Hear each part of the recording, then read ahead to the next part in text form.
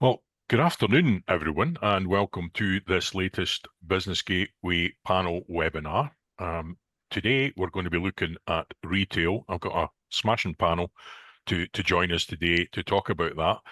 Before we do, just a few bits of kind of housekeeping to cover. We're going to record the session so that we can make it available afterwards. Everyone's been placed on mute to avoid any background noise. You can submit questions via the portal. We will try and get to those if we can, although we've got quite a few questions of our own that we want to explore. Anything that's not covered in the discussion that you're interested to know more about, there'll be a follow-up and they can contact Business Gateway directly on that. And at the end of all of this, there's an opportunity to give us some feedback on the session and what you thought about it. So let's get going. As I say, panel discussion on the evolving landscape of retail in Scotland. We're trying to get into the challenges, the opportunities, innovations that are maybe shaping the sector. And that could be shifting consumer behaviours to digital transformation, all sorts. So first of all, let us introduce our panel to you, or indeed get them to introduce themselves. Emily, can I come to you first?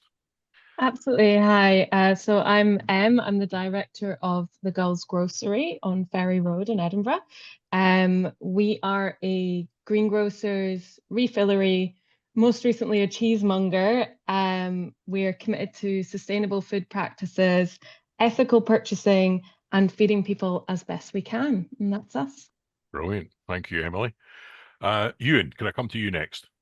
Of course, thanks, Hugh. Good afternoon, everyone. I'm Ewan MacDonald-Russell. I'm Deputy Head of the Scottish Retail Consortium. I've been a journalist, a political campaigner. I worked for Morrison's Supermarket before this. And whilst I've never been allowed anywhere near actually running a shop, I did find out a month ago that my granddad used to run the grocery store on Wick High Street. So that's my connection emotionally to the retail industry. I'm delighted to be here this morning. Brilliant. Thanks, Ewan. And last but not least, Alex. Hi everyone, great to be here today. So I'm Alex Feakin, founder of Findra. Findra is a premium outdoor clothing brand for women. We're based in the Scottish Borders. We're actually predominantly an e-commerce business with about 90% of our sales coming from our own brand website. But we have a retail presence on the high street of Innerleithen. And that is a beautiful store. It's the old town jail, so it's a very interesting building. Started off as a place that we ran the e-commerce business from and had a small retail space, but as the e-commerce has grown, it has become the brand retail space, but we've also introduced a cafe into it. So it's a little community hub as well. So it gives a lot of credibility to our e-commerce business, hence being here to talk about retail today. So Smashing. Alex, thank you very much. Right. So let us get into our first question and begin to explore the topic in a wee bit more detail. Ewan, I'm going to come to you kind of first on this question, but obviously I want to get the other colleagues' kind of thoughts on this. But first of all, Ewan, what do you think are the biggest challenges currently facing the Scottish retail sector? Thanks. I mean, I think I've got 57 minutes now. I should be able to cover all of them in that time. I'll pick on three, which I guess from a kind of high level perspective. The first one's bluntly the economy. We've been in this place for the last few years. There's no growth. There's very little rise in household incomes. And what that means is, I saw this yesterday, look like people are spending more and more on stuff they need and very, very little on what they want. And they're choosing to be incredibly specific about what they go for. So it means that kind of retailers, particularly those in discretionary goods, are having to fight tooth and nail for every single sale. We're also, though, even though seeing those kind of, the sort of grocers, the businesses who kind of people are always going to have to shop at, kind of they're even, under pressure. We see the kind of impact of discounters, of market change, and of consumer behavior of looking for every single bit. So it's basically customers are brutally cutthroat at the moment. And I think what we do see that is retail's actually not just competing with each other, we're also competing with hospitality, with leisure, with sport, with Taylor Swift. It's a really tough environment. I think The second one, and again, we're a trade association, is costs. Costs go up, obviously, that's whether that's energy, whether that's supply chain costs, also costs from government policy. From an industry perspective, last year's autumn budget added something like 190 million, pretty much off the cuff, to the retail industry through the employer national insurance changes, the rises, of course, in national living wage. And some of these policies might be desirable, but the consequence of them in some retailers is prices just go up. In other retailers, they don't have that ability because of where the market is, and they're being forced to make incredibly tough decisions. And the third one I'd highlight, which is less economic data, is crime. The biggest issue retailers, people running stores, raise with me is retail crime. It's absolutely kind of horrendous. And we've had kind of a couple of releases the last couple of days, one about shop worker abuse, the 4-year anniversary of the Protection of Workers Act. That's a great piece of legislation. Police Scotland reckon there's 7 or 8 assault or abuse of a shop worker a day that they're investigating. We think that's probably an hour, and that's the differential on how bad it is. And the final one is shoplifting as well, shop theft, sorry. That's up 17%. It's up a huge amount over the years, and that's really hurting retailers too. So those 3 things are pretty chunky challenges, I'd suggest, just to kick us off. Yep, no, brilliant. That's really, really helpful to give us a kind of context on that. Emily, from your perspective, do you recognise that, or are there things that you think are an issue? I mean, yeah, absolutely. Stagnant wages has been a real challenge. When I'm at the till, which I am all the time, talking to our customers, it's every single day. Cost is the main factor that's coming into it. We are based in an area where we don't have a huge amount of competition, so we're quite lucky in that way. But we are still competing with, bigger supermarkets and things that have more significant buying power than one brick and mortar is ever going to have. I would say as well, we've had huge challenges with supply chain through COVID, through Brexit, all of these different things, which are still causing quite significant difficulties. There's definitely difficulties bringing in produce, which is primarily my business. So there's huge amounts of difficulties there. We don't see the problems with crime so much. We're really lucky in that way, but it is certainly in the market, it's certainly a huge issue. So yeah, I mean, everything that Ewan said there has been, it's really hit the mark for me. Yep. No, well, that's really good. I mean, Ewan, you touched on energy there, and I happened to see something earlier which was suggesting that the energy cap is going up by, I think, twice as much as the experts had predicted it was going to be doing. So again, a bit of an impact on costs there. Alex, obviously, you have a brick and mortar facility, but you're doing e-commerce. From your perspective, similar challenges, different challenges?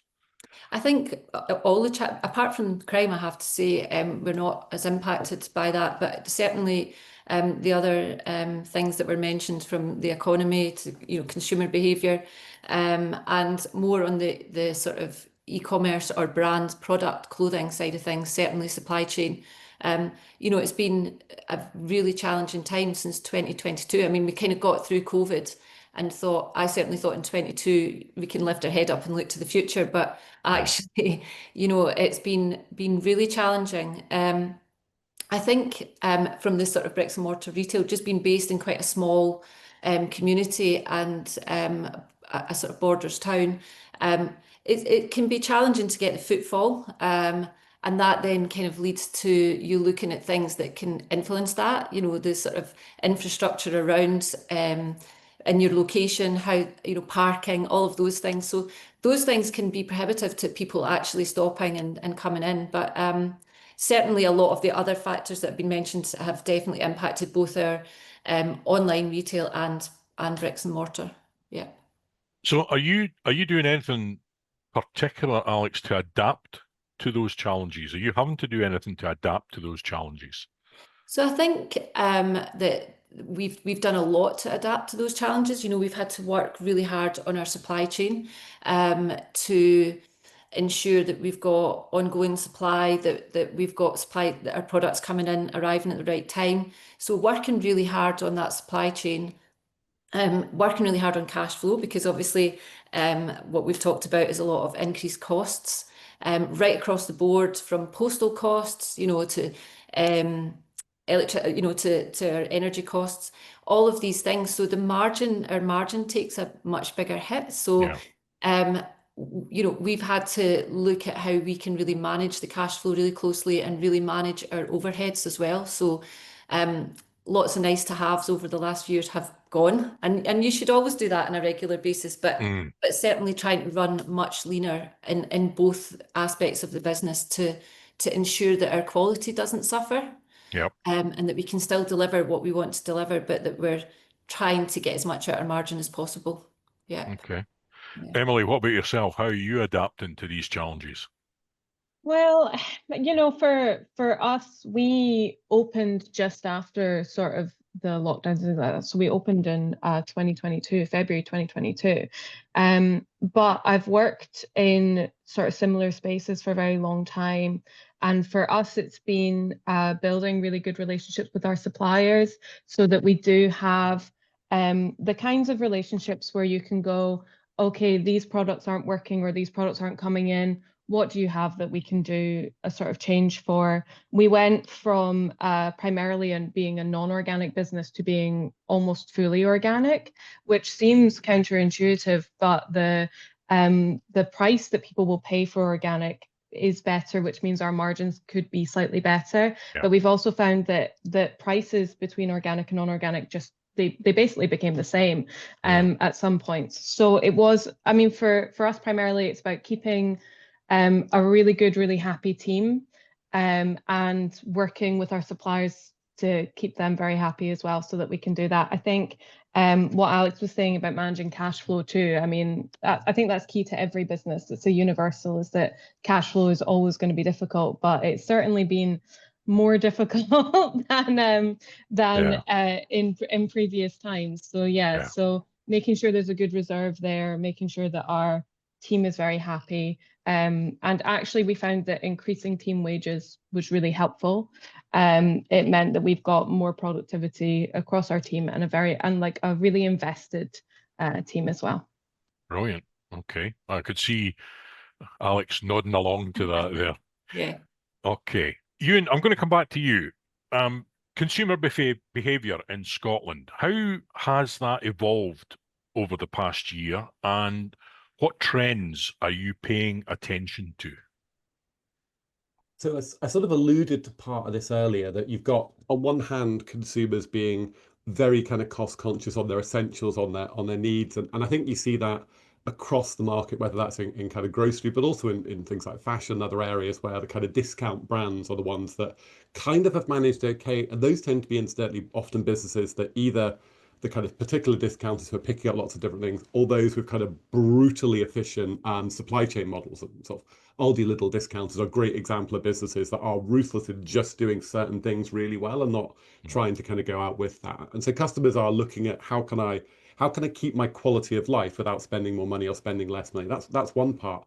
There's a weird converse of this, that people are really comfortable spending where they really want something, where it's really important to them. So rather than perhaps buying some sort of things occasionally, they'll actually be like, no, I desperately want to get that particular luxury brand, or I particularly want that product. And when we get into that space, it's often about personalization, it's about differentiation. I want my fancy trainers, you can tell I don't buy fancy trainers, but that kind of item, I want it to look really distinct. And actually there's a weird opportunity, Em put it really beautifully, about premium actually, where people are prepared to spend money for the stuff that's really important to them. But if it's not that important, it's all about costs. So it's the market kind of moving. And that's really hard for retailers in the middle. And actually brands in the middle that don't have some degree of vertical integration have been the ones that have really struggled in recent years. Even those that do have some are still kind of struggling to kind of keep that going. So it sounds like we've got two retailers got amazing differential brands here, but that's crucial. The final thing on consumer behavior is where people are shopping is evolving a little bit. We certainly know that, for example, Edinburgh's going great guns in terms of shopper footfall.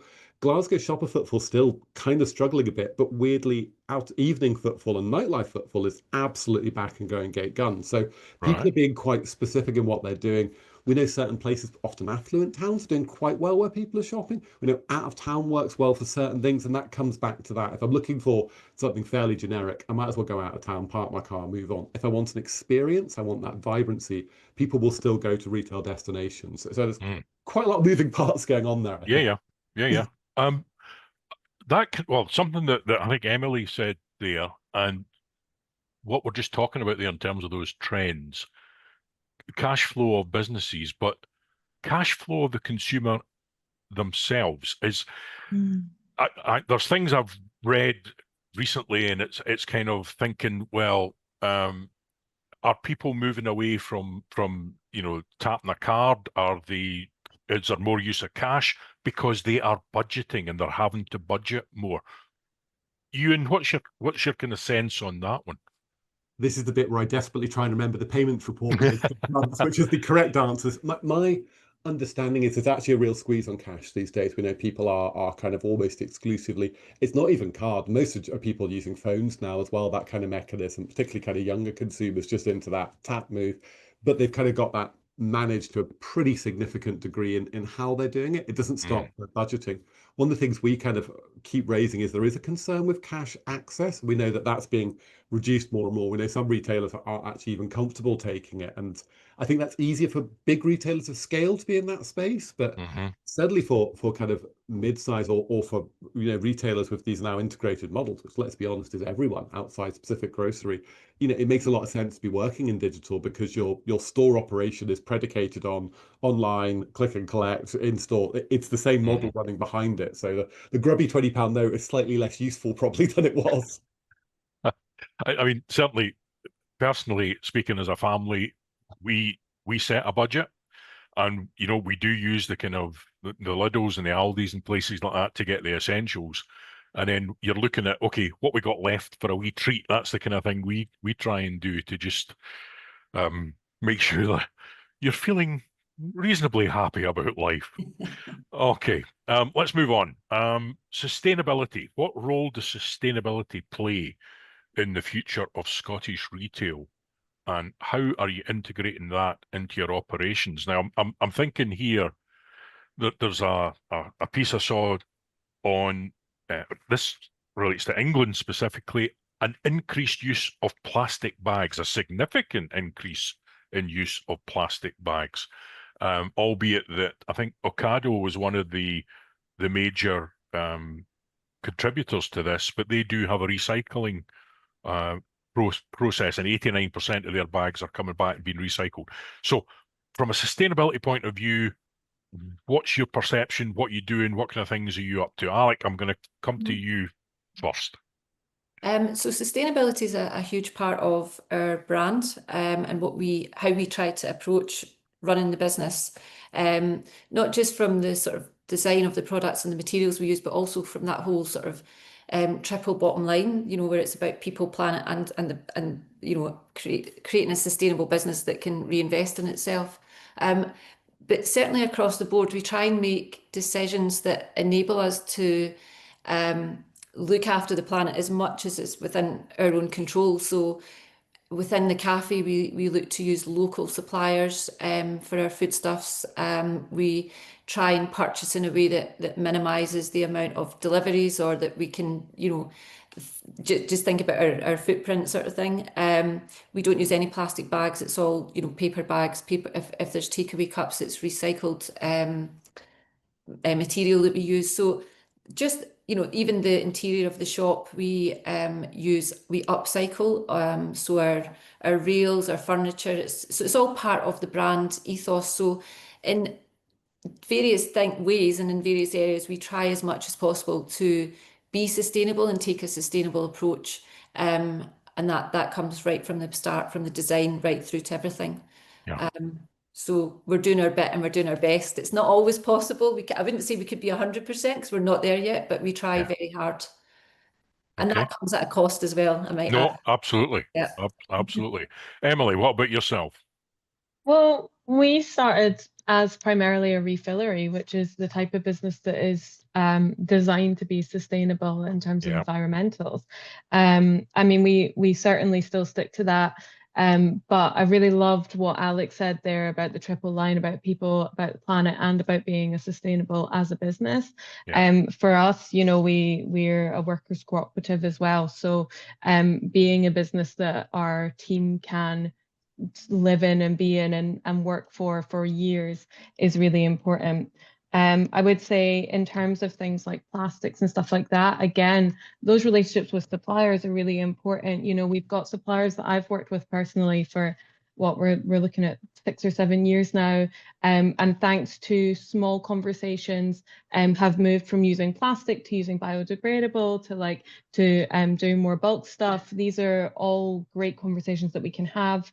The supply chain itself is really important. And for us, wastage is a huge problem. So having worked in large supermarkets down to local businesses, any food retail place, wastage is going to be this massive problem. And what we've done is that we actually give away any produce that's not going to be good in 2 days. So we give it away completely for free, which helps us connect with our neighborhood and also means that our wastage is, I mean, it's the lowest I've seen in any of the places I've worked, but we do have some sort of numbers on that as well. Not in front of me, unfortunately. But yeah, it's very, very low wastage that way.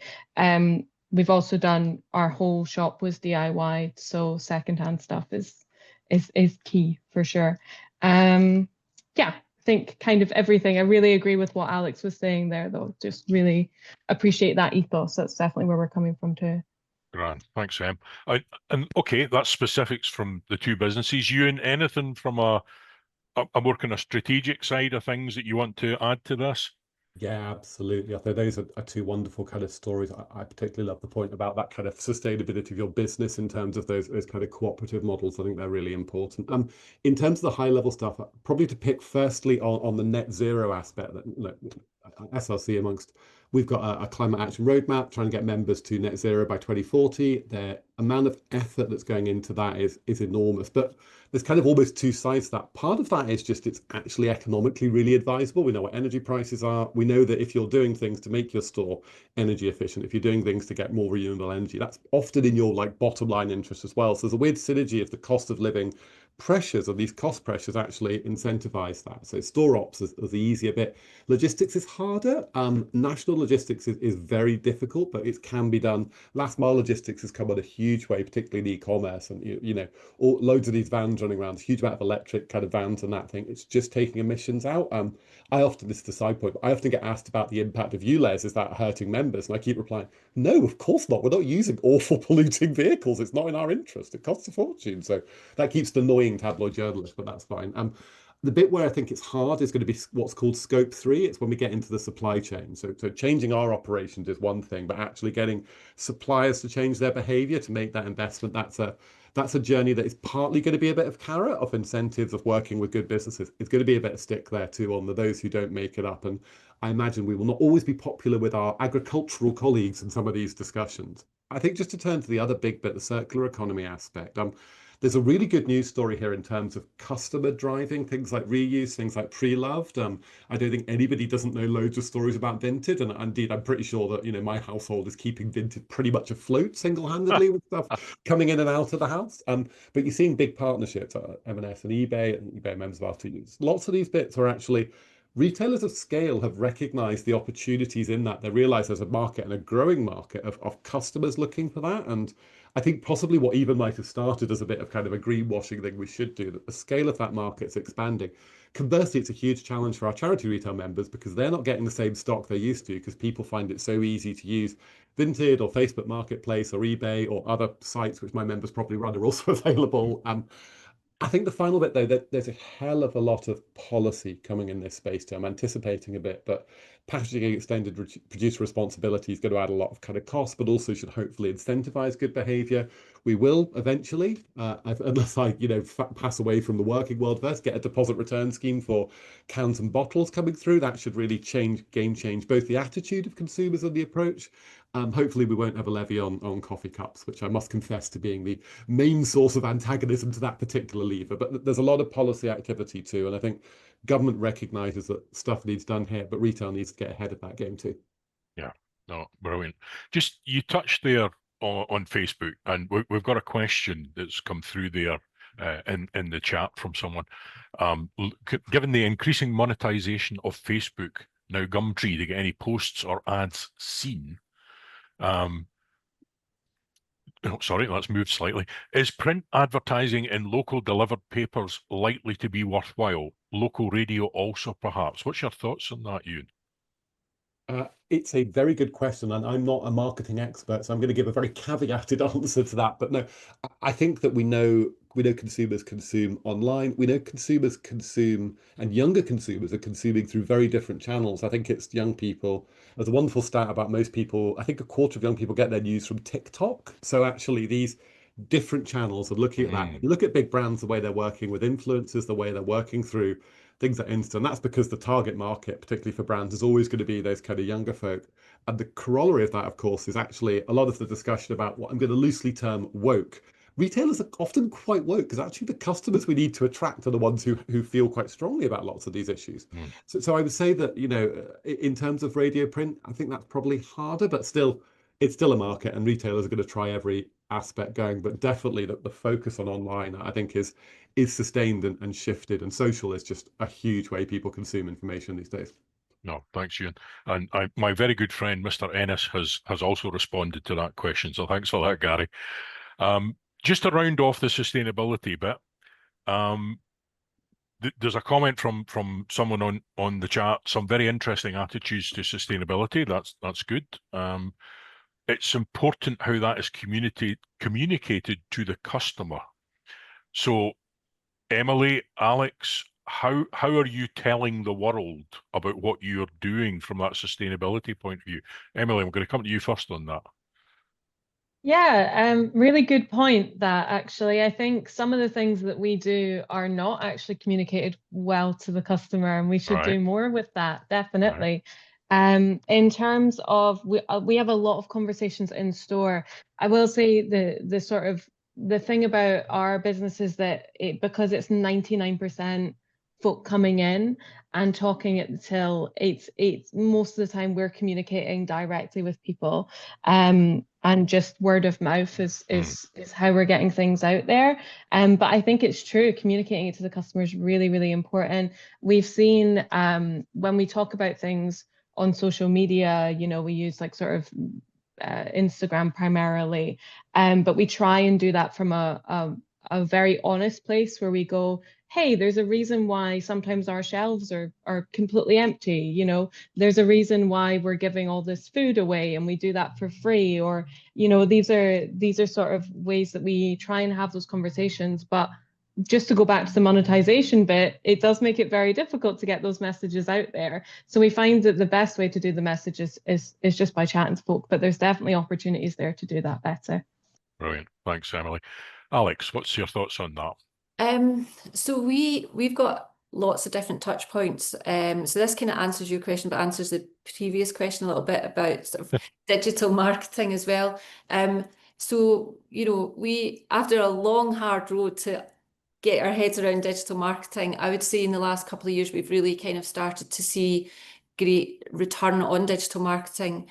So we do various things: email marketing, we do paid marketing, affiliate marketing. So a lot of what we do to promote our e-commerce business has a positive impact on our retail business as well. And we use our retail business to sort of, you know, talk about that community and that sort of face-to-face environment, which then helps in the e-commerce side of things. But we have email lists, so we've got a great email list that we communicate with directly, and we've got a section of that is directly speaking to people within a certain radius of the shop, so letting them know what's going on in the shop. And in all of our marketing, we talk about how our approach to sustainability, from our products to what we do in the cafe. So I think for us, you know, there's lots and lots of different touch points. We're on lots of platforms. We encourage people to leave Google reviews, so that digital part of it is very, very important. But I think with that face-to-face interaction with the customer in the shop, it helps with the word of mouth as well. So it's a very holistic approach that we take.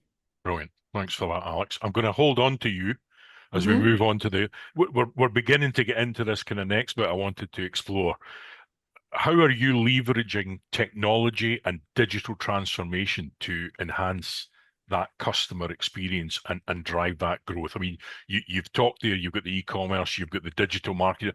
So tell us more about how you are leveraging that technology, that digital transformation. Well, it's fundamental to our business model, really, and what we've come to understand is right at the root of it is our data. So one of the first things that we sort of worked on was how we could harness our data, and what I mean by that is extracting it from the various sources. So online is our revenue stream, but within that revenue stream are multiple revenue streams that create that overall revenue. And so we look at where all the revenue comes from and understand what is the data behind that. And then what we do is we can work, like we can pull levers to kind of grow various parts of that. So it's all about understanding the behaviour behind these things. And when you're trying to sort of grow your email marketing list, you know, one of the main things that we done was for a number of years, we would send out to everyone twice a week. And then what we started to do was dig into that and create flows that are running all the time. So you're not having to reinvent the wheel, but you still do fresh content, but there's flows. So there's to each revenue stream is a number of different things that we do. But it all stems from the data and how we harness the data and then respond to the data. And that feeds into our retail space as well. Like I say, you know, being able to target consumers more that live within a radius, and then sort of in that retail space, we have quite often we have community exhibitions of artwork or community events, but we then can take that, create little videos, little reels, put them on TikTok, put them on Instagram, and that sort of generates that sort of visual brand story aesthetic. And actually being authentic about your brand is really important. But the digital part is so powerful and the data is so powerful that has a massive impact across everything that we do. And it's great to, for a long time, and I think a lot of brands do this, you kind of throw a lot of stuff at the wall to see what sticks and cross your fingers and toes that something that you've invested in is going to come back and work. But actually, once you get into the nitty-gritty of it and you start to understand what you're doing, it makes a lot of difference, and suddenly you can get more out of your budgets. You can start to use your budgets in a much better way and get a better return. So it's transformative. Yeah, being more effective with what you're sure. doing. Yeah, totally. What about yourself? What's your technology digital transformation journey? Not much to say on this one. For the first few years, we've taken a very, I don't want to say anti-tech, but we're very specific about the technology that we do use. We're only just now really trying to move into digital marketing in a way, mostly because, in all honesty, our customer base is within half a mile of our shop. So there's it's a very different business. I really appreciated hearing Alex's perspective, because it's very different from what we're doing, which is you know, we're going back to leaflets, which we love personally. But we are starting to do more digital marketing. One of our team has just taken on a marketing role for us, which we're very excited about what she's going to do. She's already doing a great job, I think. And yeah, but in general, we don't utilize the data that we've got as well as we could.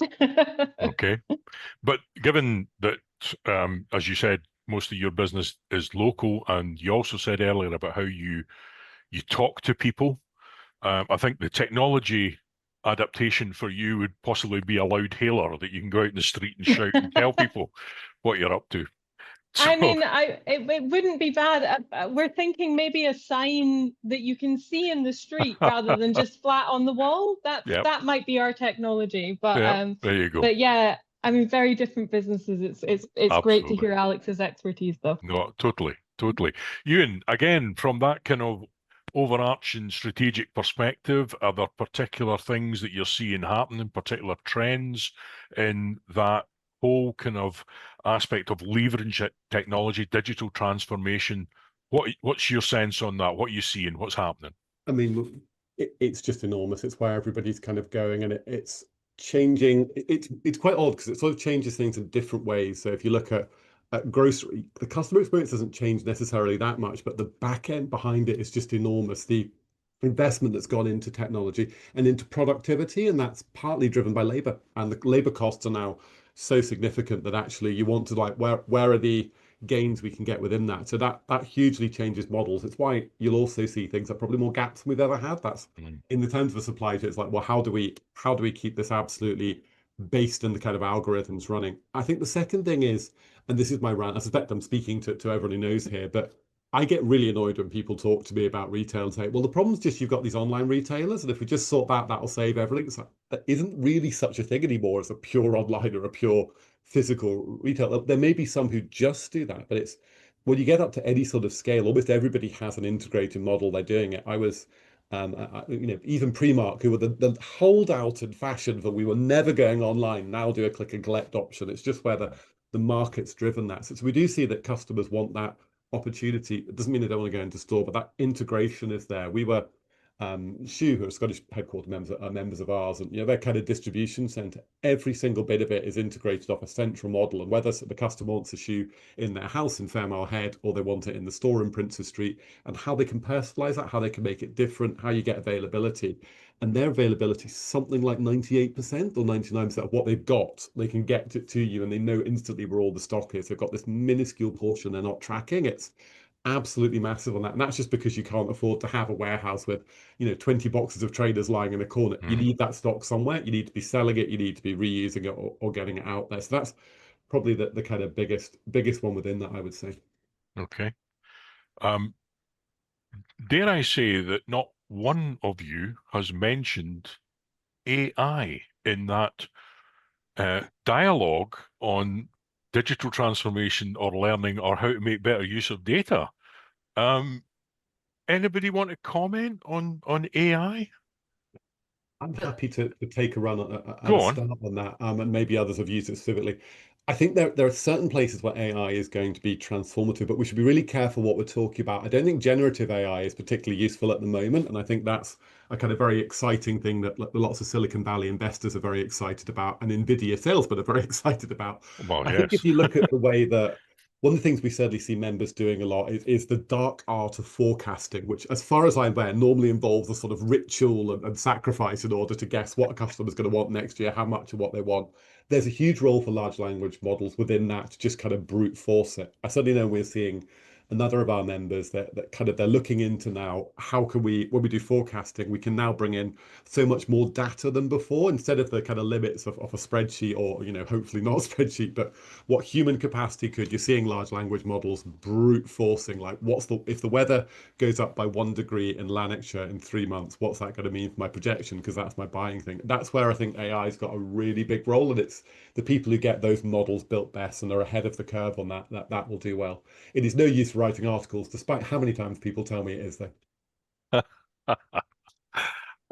You touched on forecasting many, many, many years ago in a different life, in a different world. I was involved in production scheduling, and the thing I remember about forecasting was there's two things you can always say about forecasting. One, it's always wrong, and two, the further out you forecast, the more wrong it's going to be. So that's my memory of forecasting. Yeah. Okay, let's Alec, anything you want? I mean, because I'm thinking you've got a lot of data you're using. Are you thinking about AI at all in that? We do use AI, and we're just about to to touch on what Ewan was saying, link up our Shopify and our stock management program with another platform that's AI related, and that's about forecasting, and it's also linked to our marketing activities. So we're just about to start to get even more of that data to help us with a lot of that stuff. And one of the other, well, we do use it for some copy and some sort of creative ideas. But the other kind of interesting thing we use it on our online store is that it helps us to. So when you're looking at a product, if you're looking at trousers, we recommend what other things you might want to buy. We're now looking at how AI will be able to harness data from that product or from that consumer because it's linked to our email marketing, and recommend things specifically to them. So it takes away the guesswork a little bit. So there's lots of ways that we are starting to see that positive impact. But from a creative point of view and as a designer, there's a little bit of it that terrifies me from that real, true, original design aspect of things. So there's pluses and minuses to it, I think. No, that's great. Alex, thanks for that. And again, my thanks to my colleague Gary, who's riding shotgun on this with me, clearly. We had a question from Jade about any AI platforms recommended, and Gary, grateful, Gary, that you've come back on that one. To explain, Gary delivers our digital webinars, and he is a dab hand at the whole AI. So I appreciate that, Gary. Thanks for coming back on that question. Okay, let's move on. Ewan, I'm going to come back to you again, starting to get into the kind of bit that, you know, yourselves within the Scottish Retail Consortium will have a particular view. What support or policy changes do you think would help the retail sector thrive? I mean, whenever I ask this question of my members, the answer I tend to get back is, can you leave us in peace, please? But I think the government just ignore the retail industry for a bit. And I'm joking slightly there, but in all seriousness, in the last year and a bit in Scotland, since the change of First Minister, I'll gently put it there, we've seen actually Scottish government's kind of sort of looked at all the things they're doing and gone, we need to actually understand what the cumulative burden of all these things is. And that's probably the thing that gets us most. I think retail probably, as a rule of thumb, are trying to do most of the things government kind of wants to do. Our shoppers and their voters are broadly similar. I think a lot of the frictions will come with the hows on that. So a lot of public policy and regulation, it's a case of, you know, we want to do net zero, we want to do sustainability, but we would like to do it in this way, which will work in a store. And sometimes government's like, no, we think this bit of paper a civil servant's written will work. And that's where the friction is. So that's probably the first thing, is actually listening to us on operational stuff. And you can listen or not on the principled stuff, but actually the how, I think, is really important. The second one is tax burden. Of course, I'm going to moan about non-domestic rates. I'm part of the Scottish Retail Consortium. It's our sine qua non. I would say that the way the rate system is in Scotland at the moment is that it's actually, for a micro retail business, it's not an unreasonable sort of setup. It says your business scales, things get harder and harder. You get to and there's particularly you've got a higher property rate that's a bit higher than it is down south. Now, that's all going to change. The UK government's about to do a big business rates reform. That will do two things. One, they're probably going to put in a sort of super tax rate, which will be similar to our higher property rate. The exact threshold, we don't know. But the other bit is it's going to take all these little reliefs that have been going on for years, and the Scottish government won't get that funding. So there's going to be quite big changes for, I would say, small to mid-sized retailers in terms of funding they've had before isn't going to be there. And I think there's a kind of question for the Scottish government: how does it keep the business rates, which is the biggest policy cost? How do you keep that cost so it's more competitive than elsewhere? We want people to invest in Scotland.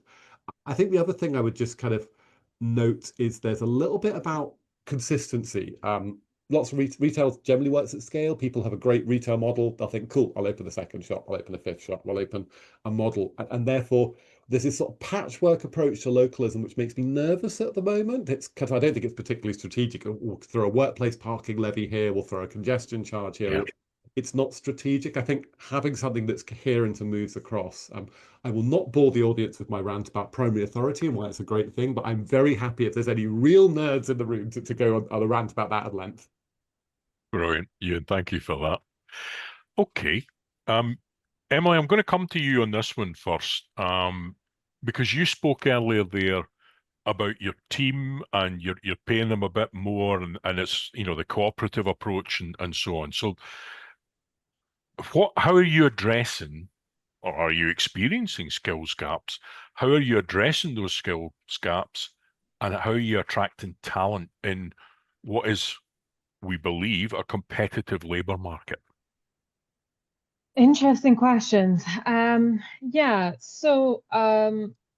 Primarily giving people a voice in their workplace is the most important thing for us. So our team has direct influence on everything that we do. They are paid.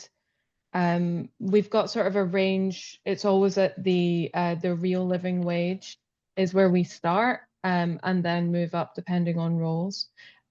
but we definitely pay higher than most retail would pay. And we do that because we really value the insights that our team gives us. I would say as well that the great thing about our team is each one of them came in at interview, and one of the main questions that we ask at interview is, what project do you want to work on here? What would you want to build it?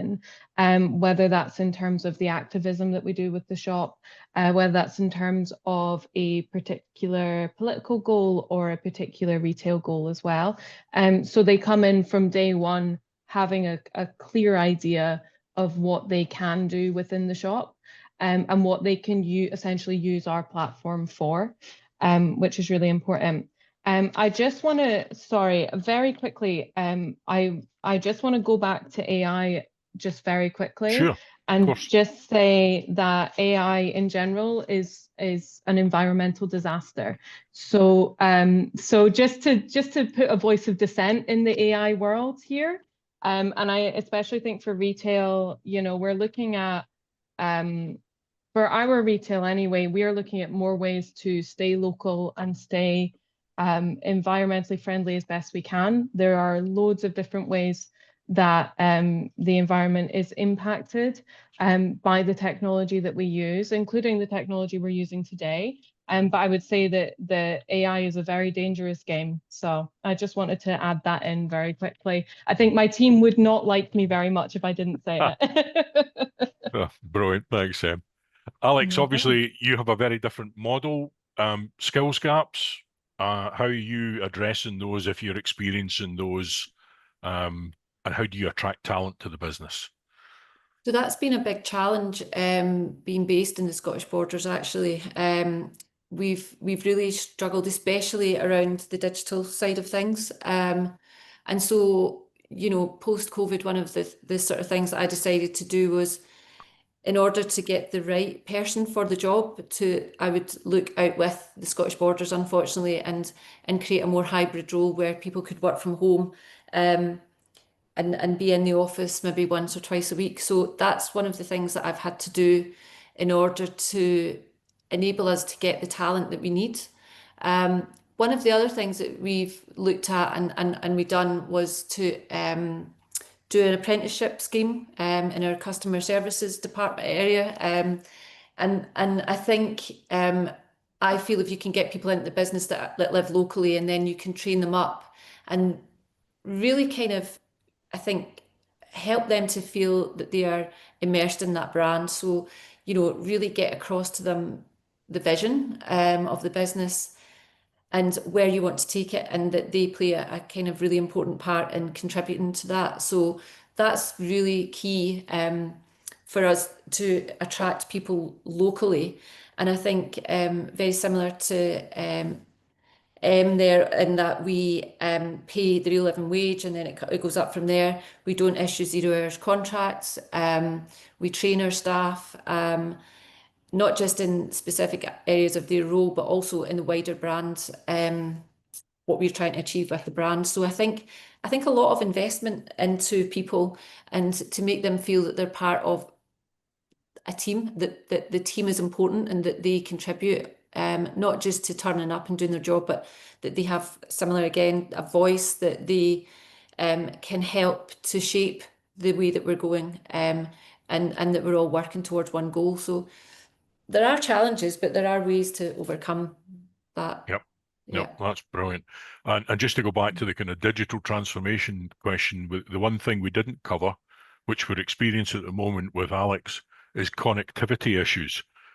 We're getting a wee note to say, Alex, that your network bandwidth is low. So I'm hoping we don't lose you. Hopefully not. Hopefully not. Hopefully not. We can hear you fine, though. That's fine. We can hear you I thought fine. it was going to be about the fact that someone was trying to get in the door, and I'm like telling them not to do any noise. No, that's brilliant. Oh, why did I had warned everyone, but somehow someone's turned up. That Anyway. always happens. That always happens. Yeah. Okay, we'll move on. Ewan, what steps can businesses take to try and build resilience to cope with those economic pressures that you touched on at the beginning of the panel webinar? Nice, easy question, Hugh. Thanks. I think probably a few kind of principles, and I'm sort of teaching a few people to suck eggs here, but I think one is that in these kind of difficult times, it's what's your business known for, what's it's good for, what's its kind of starting identity. Like I think understanding what it's really strong at is the kind of everything else gets built off that. And if your brand is based on like, we are a business that has these type of products, will do them well, actually really focusing and doubling down on that. And I think that's because consumers are interested in differentiation. They're also interested in authenticity and brands that are living and kind of, we believe in this value, we live this value, we have it. Those are the ones customers will actually stick with. Secondly, cost management, keeping prices as low as you can do is kind of fairly obvious. I think there's something, the sort of almost converse is you've got to know what you're good at, but also you can't just keep doing the same thing and not experimenting and doing it. And I'm a huge fan of probably least popular retail brand, but also I think they're an amazing example. It is the business like Amazon, which innovates constantly and fails constantly. They're a business interested in failing quickly. I think if you're going to try new things, try them properly, go for it. If it goes wrong, just accept that didn't work. I think that's vital. The market keeps moving. I don't know what consumers will do in 3 months. We joked about forecasting. There is something about trying to keep close to what kind of matters to your business, but don't just think if I do the same thing tomorrow, I'll be fine. You won't be. Someone else will absolutely steal your lunch money when you're not looking. That'll be my very probably unhelpful guidance. No, brilliant. And you've kind of teed up a question I hope we get to, because it sounds like it's going to be a very short answer given what you've just said there, which was about looking ahead. What does a successful and sustainable Scottish retail landscape look like in 2030? But if you reckon you don't know what it's going to look like in 3 months, I think that's a very, very, very short answer to that question. Okay, let's move on. And just I'm going to keep a hold of you just now, Ewan, on this. How important do you think is collaboration between retailers and organizations that are out there like yourselves in shaping the future of the industry? So shameless sort of recognition. Obviously, work for a trade association who like retailers to join and work together. So I would sort of obviously be in favour of that. Leaving my absolute shameless bias aside, I think there's a real mix here. There's sometimes where retailers actually don't collaborate well, where it's the strength of the industry is it's just kind of brutally kind of cutthroat. Everyone's trying to compete. That means the best retailers do well. Unfortunately, it means some retailers don't, but it also means consumers at the end of it are the ones who benefit because the businesses that are most effective, whether that's value for money, best products, cost, they're the ones that are going to do well. So we don't ever want to lose that. That's what I think makes retail really dynamic and effective and works, quite honestly. With a caveat to that, which is there's certain areas which come up where I think it's massively important. We've spoken about sustainability a lot. I think there's so much good practice that can be shared that isn't a competition issue. It's just how do we move our supply chains across? How do we make sure that we're getting the best energy deals? We're more renewable based than that. How are we adapting infrastructure? That matters. And collective action on things like getting infrastructure in place so we can improve net zero logistics is a great example. And crime's the other one. Collaboration on crime, identifying particularly the small number of really serious criminals behind a large part of this, and being able to then work with ourselves, with Police Scotland, with government, and kind of do that. I think those are probably where there is a real value in that working together, but we still get to cut each other's throat and put on, competition in the market. Okay, thanks for that, Ewan. Just a wee reminder for folks, we're going to try something slightly different today with our panel webinar we've not done before. After the panel webinar itself is finished, we're going to get into a bit of networking, going to invite the folks attending into breakout rooms to do a bit of networking with each other. And there is obviously a lot of you out there with some really good grasp of what's going on, some really good advice, and a shout out to Tom, who's put some really interesting wee points in the chat there. That one there, understand who your customers are in detail and what is your story and is applicable to them. So I'm hoping that a few of you will be able to stay on in those kind of network breakout rooms and share your experience with each other, what you've learned, what rabbit holes to avoid. So please, if you get a chance, stay on and do that. So let's see how we get on with that. As I say, first time we've done it. I look forward to seeing what happens. Okay. Last kind of substantive question, as I say, because trying to look ahead at the retail landscape looks like that may be a wee bit of a difficulty. innovative strategies. What innovative strategies have you seen or implemented to drive footfall and engagement in physical retail spaces? And Alex, I'll come to you first, because obviously a big chunk of yours is that online e-commerce business, but you've got that physical space. So how are you working that? How are you doing that?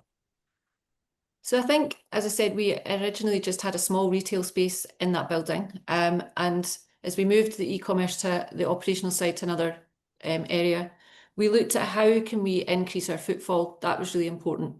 So, you know, it's a lovely big space.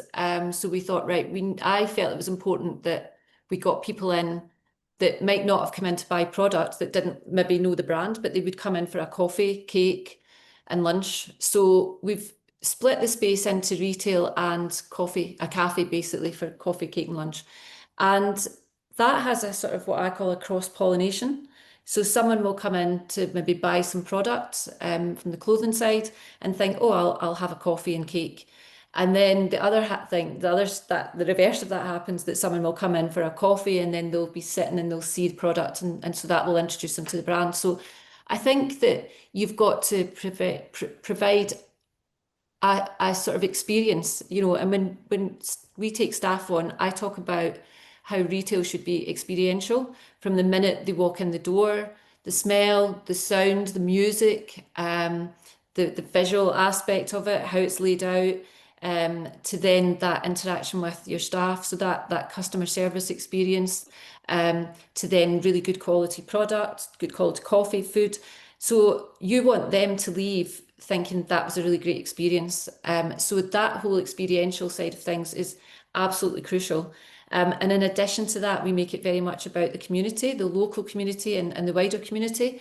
And so we host artists that have exhibitions. We join in, you know, so we've had several artists that will come in the back room is a beautiful space for exhibiting artwork. That connects to the local artists. We recently took part in the music festival, so we hosted 4 musicians. So it's about making it a really lively place that people want to go, and then making sure that you deliver. So if you get someone in the door, the biggest crime that you can commit is to not deliver, you know. So I am always banging the drum about every aspect of it being absolutely important. And just to touch on something that I experienced myself at the weekend, we were coming back from a holiday in France and we stopped off at, love him or hate him, Jeremy Clarkson's farm and his pub. And that is experiential retail on steroids. I've never seen anything like it. We got to his pub, we couldn't get in to have a bar meal, because it was booked months in advance. So we were in the grounds where you can buy food from the van, the food truck. Then he's got this big tent that's his retail space where he sells his butcher meat from his farm, and lots of stuff, lots of little bits of product. And by 11 o'clock in the morning, there was a massive, massive queue. The place was mobbed. And it was just unbelievable. And, you know, that is an experience, because at the starting point is an authentic, you know, he's a real person, and his TV program has attracted a lot of interest, but the story's authentic. The story touches on, you know, British farming and, you know, all of those things.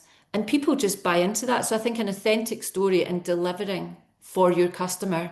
And I noticed that someone said customer feedback, absolutely fundamental to get that feedback, because you don't know everything, you don't get it right.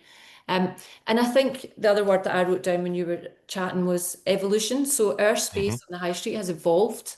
You can't stand still. You can't, you know, say I am this and I'm not going to move out of that. I think you have to know who you are as a brand and stick to that. But you have to try things. You know, I didn't even drink coffee before we had a cafe, but I knew that that was going to be important. And what I've learned about running a coffee shop and offering lunches, you know, is a whole new learning experience and very much out of my comfort zone. But you have to do that. And I think that for me, especially in small places like Innerleithen, it's really important to be able to have a USP and to offer more to the customer. And also in a little space like Innerleithen, we are stronger together. So all of the retailers in that space have to work together, because, you know, just having one space is not enough reason for someone to stop. You need each other to create a vibrant little high street. So that's really important. So quite a few things in there for me. Brilliant. Alex, thank you for that. I am extremely conscious of time, which we are nearly out of. Any last very brief thoughts? Just to say community and collaboration are absolutely key to any retail business. So much like Alex was saying, we work with separate retailers all the time and collaborate with them all the time. And we actually don't see ourselves as competitors, we see ourselves as colleagues. So for us in our space, collaboration and evolution and community, key things. Yeah, absolutely. Brilliant. Thanks, Ewan, any last thoughts? I know that sort of raised all the problems and challenges. I would note that, like, you know, with the best will in the world, the retail industry is probably going to grow to 30 billion turnover in the next 5 years, that kind of future thing.